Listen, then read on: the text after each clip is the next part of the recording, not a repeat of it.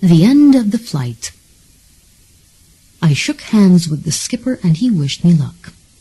Then I went down to the lower deck, crowded with passengers, and made my way to the ladder. Looking over the ship's side, I saw that my luggage was already in the boat. It was full of gesticulating natives. I got in, and a place was made for me. We were about 3 miles from the shore, and a fresh breeze was blowing. As we drew near, I saw a lot of coconut trees, and among them the brown roofs of the village. A Chinese who spoke English pointed out to me a white bungalow as the residence of the district officer. Though he did not know it, it was with him that I was going to stay. I had a letter of introduction to him in my pocket. I felt somewhat lonely when I landed and my bags were put beside me on the beach. This was a far-off place, this little town on the north coast of Borneo, and I felt a trifle shy at the thought of presenting myself to a total stranger with the announcement that I was going to sleep under his roof, eat his food, and drink his whiskey, till another boat came in to take me to the place where I was going. But everything turned out all right. The moment I reached the bungalow and sent in my letter, he came out, a sturdy, ruddy, cheerful man of 35 perhaps, and greeted me with heartiness. While he held my hand, he shouted to a boy to bring drinks, and to another to look after my luggage. He cut short my apologies. "Good God, man, you have no idea how glad I am to see you. Don't think I'm doing anything for you and putting you up. The boot's on the other leg. And stay as long as you like. Stay a year." I laughed. He put away his day's work, saying that he had nothing to do that could not wait till tomorrow, and threw himself into a long chair. We talked and drank and talked. Towards evening, when it was no longer hot, we went for a long walk in the jungle and came back wet to the skin. We took a bath and then we dined. I was tired out, and though it was clear that my host was willing to go on talking straight through the night, I was obliged to beg him to allow me to go to bed. "All right, I'll just come along to your room and see that everything's all right." It was a large room with verandas on 2 sides of it, and a huge bed protected by mosquito netting.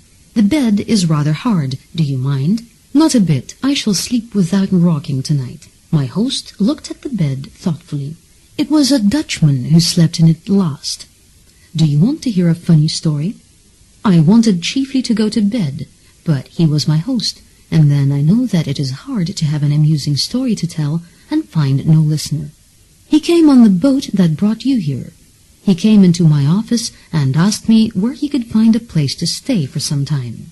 I told him that if he hadn't anywhere to go, I didn't mind putting him up. He jumped at the invitation. I told him to send for his luggage. "This is all I've got," he said. He held out a little shiny black bag. It seemed a bit scanty, but it was no business of mine, so I told him to go to the bungalow and I would come as soon as I was through with my work. While I was speaking, the door of my office was opened and my clerk came in. The Dutchman had his back to the door, and it may be that my clerk opened it a bit suddenly. Anyhow, the Dutchman gave a shout.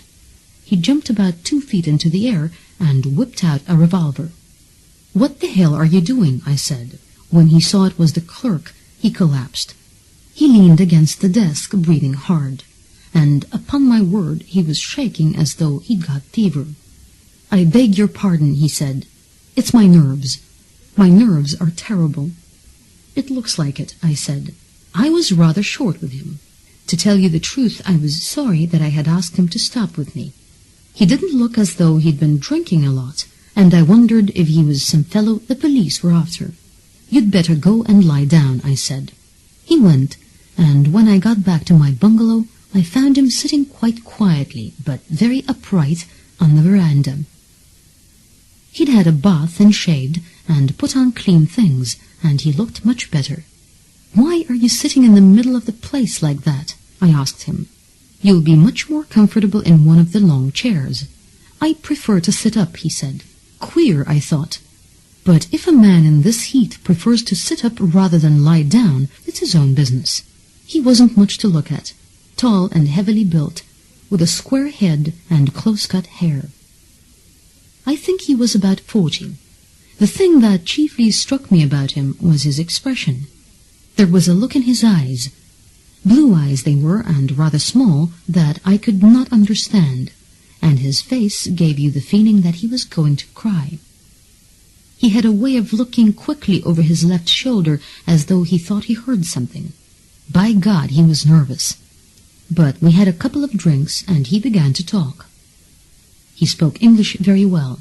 Except for a slight accent, you'd never have known that he was a foreigner, and I have to admit he was a good talker. He'd been everywhere, and he'd read a great deal.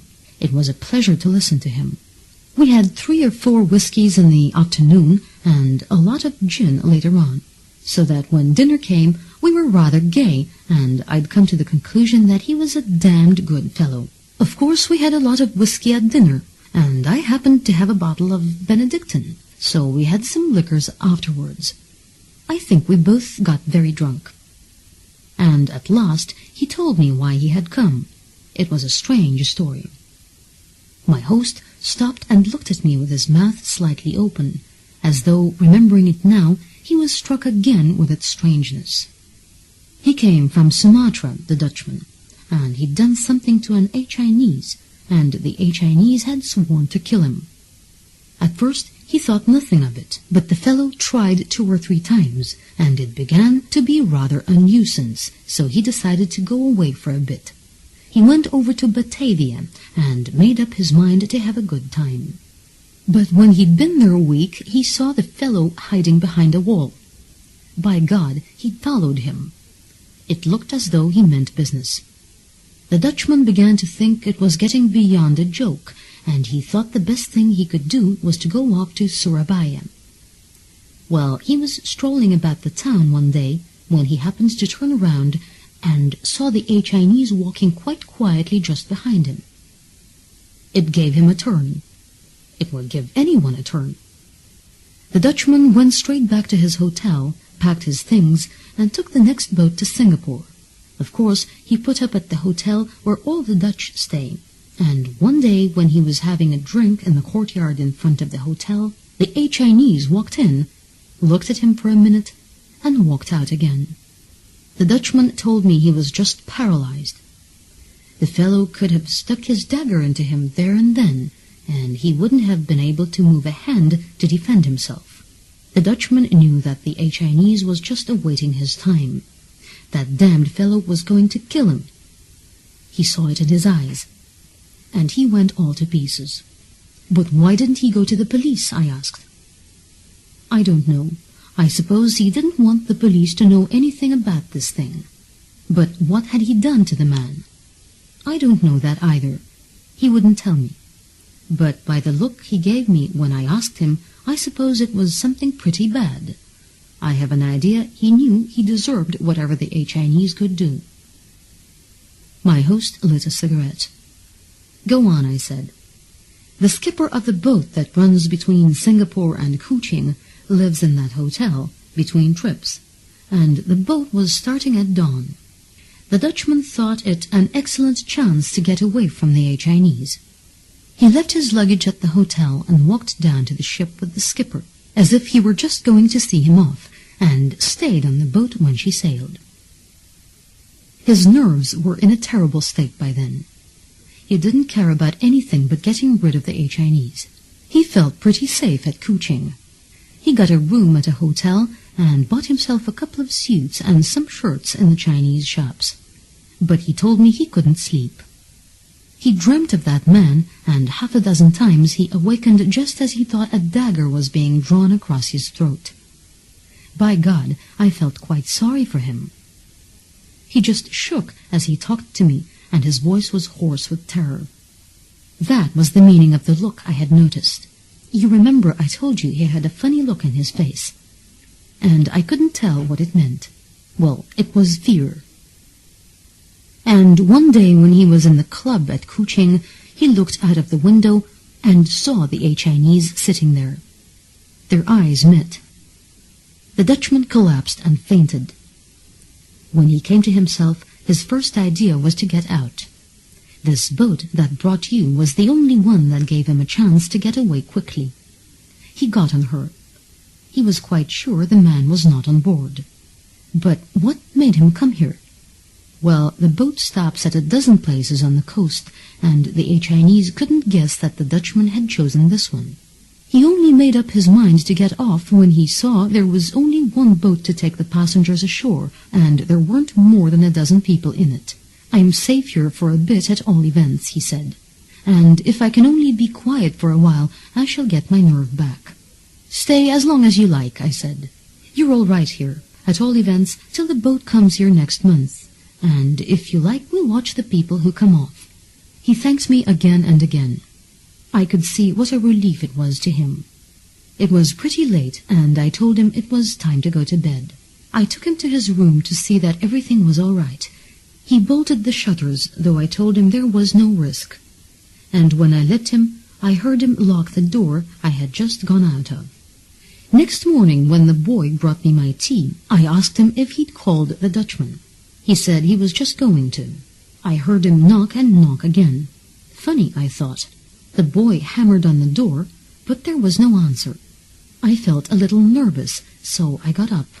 I knocked too. We made enough noise to rouse the dead, but the Dutchman slept on. Then I broke down the door. I pulled apart the mosquito curtains that were round the bed. He was lying there on his back, with his eyes wide open. He was as dead as mutton. A dagger lay across his throat. And say I'm a liar if you like, but I swear to God it's true. There wasn't a wound about him anywhere. The room was empty. Funny, wasn't it? Well, that all depends on your idea of humor, I replied. My host looked at me quickly. You don't mind sleeping in that bed, do you? No, but I would have preferred to hear the story tomorrow morning.